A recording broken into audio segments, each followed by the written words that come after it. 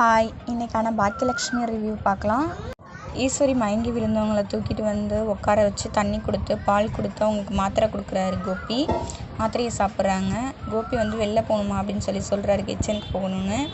அதுக்கு அவங்க சொல்கிறாங்க, இல்லை கோபி என்னை இங்கே விட்டுட்டு போகாத தனியாக, எனக்கு பயமாக இருக்குது அப்படின்னு சொல்கிறாங்க.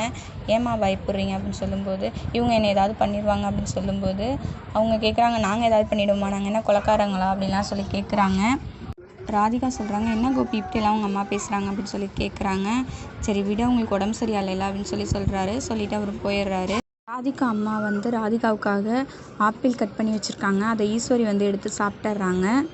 ராதிகாவை கூப்பிட்டு ராதிகா அம்மா சொல்கிறாங்க, உனக்காக கட் பண்ணி வச்சுருந்தது அவங்க எடுத்து சாப்பிட்றாங்க அப்படின்னு சொல்லும்போது அவங்கள்ட்ட வந்து கேட்குறாங்க, ஏன் என்னுடைய ஆப்பிள் எடுத்து சாப்பிட்றீங்க அப்படின்னு சொல்லி கேட்கும்போது, உங்களுக்கு வேறு சுகர் இருக்குல்ல அத்தை, அதை கொடுங்க அப்படின்னு சொல்லி தட்டை பிடுங்கிடுறாங்க. உடனே அவங்க வந்து கோபிக்கு கால் பண்ணி, இந்த மாதிரி நான் சாப்பிட்டுக்கிட்டு இருக்கும்போது சாப்பாடு தட்டை பிடிச்சி பிடுங்குறாங்க அப்படின்னு சொல்லி கம்ப்ளைண்ட் பண்ணுறாங்க. உடனே கோபி, நான் கேட்குறேம்மா ராதிகா கிட்ட அப்படின்னு சொன்னோன்னே ராதிகாவுக்கு ஃபோன் பண்ணி கேட்குறாரு. ஆமாம், தட்டை பிடுங்கினது உண்மைதான் அப்படின்ற மாதிரி சொல்கிறாங்க. அதை என்னன்னு கூட கேட்காம கோபி உடனே திட்டிட்டு காலை கட் பண்ணிடுறாரு. ஜெனி வந்து உடனே தாத்தாவுக்கு சாப்பாடு கொடுக்கணுன்றது ஞாபகம் வந்தோடனே உடனே சாப்பாடை தட்டில் போட்டு எடுத்துகிட்டு தாத்தா ரூமுக்கு போகிறாங்க. அங்கே ஆல்ரெடி அமிர்தா வந்தால் தாத்தாவுக்கு சாப்பாடு கொடுத்துட்றாங்க.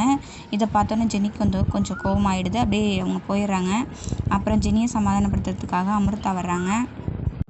எனக்கு தெரியாது அமிர்தா, நீங்கள் சாப்பாடு கொடுப்பீங்க அப்படின்னு சொல்கிறாங்க. அதனால தான் நான் தாத்தாவுக்கு தான் சாப்பாடு போட்டு எடுத்துகிட்டு வந்தேன் அப்படின்னு சொல்கிறாங்க.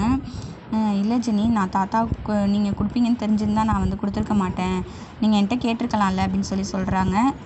அப்புறம் பாக்கியாவும் எழிலும் வீட்டுக்கு வராங்க. வீட்டுக்கு வந்து படம் ஓகேவான விஷயத்தை பற்றி சொல்கிறாங்க. அப்புறம் எல்லோரும் சந்தோஷப்படுறாங்க. அப்புறம் பாட்டிக்கு ஃபோன் பண்ணி சொல்கிறாரு. பாட்டி வந்து ஃபஸ்ட்டு எழில் ஃபோன்லேருந்து அடிக்கும்போது எடுக்க மாட்டாங்க. அப்புறம் தாத்தா ஃபோன்லேருந்து அடித்தோன்னே எடுத்து பேசுகிறாங்க.